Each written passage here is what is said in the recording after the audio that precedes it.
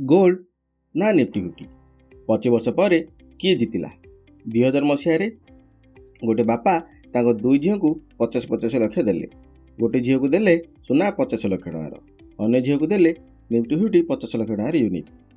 2003 ମସିହା .com crash ଆସିଲା, gold ହେଇଗଲା 60 ଲକ୍ଷ ଟଙ୍କା, ନିଫ୍ଟି ଫିଫ୍ଟି ଘଟିକି 25 ଲକ୍ଷ ହେଇଗଲା।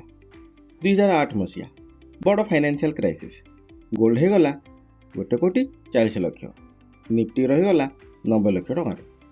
2020 ମସିହା କୋଭିଡ୍ କ୍ରାସ୍, ଗୋଲ୍ଡ 5,50 ଲକ୍ଷରେ ପହଞ୍ଚିଗଲା, ନିଫ୍ଟି ଫିଫ୍ଟି 4,50 ଲକ୍ଷରେ ଅଛି। 2025 ବେଳକୁ ଗୋଲ୍ଡ 14,20 ଲକ୍ଷ ହେଇଯାଇଛି, ନିଫ୍ଟି ଫିଫ୍ଟି 14,25 ଲକ୍ଷ। 25 ବର୍ଷ ପରେ ପ୍ରାୟ ସେମ୍। କିନ୍ତୁ ଅସଲି ଡିଫରେନ୍ସ ରିଟର୍ନ ନୁହେଁ। ଗୋଟେ ଝିଅ ମାର୍କେଟର ଉତ୍ଥାନ ପତନ ଦେଖି ଟେନସନରେ ରହିଲା, ଅନ୍ୟ ଝିଅ ଗୋଲ୍ଡରେ ଇନଭେଷ୍ଟ କରି ଶାନ୍ତିରେ ଘରେ ରହିଲା।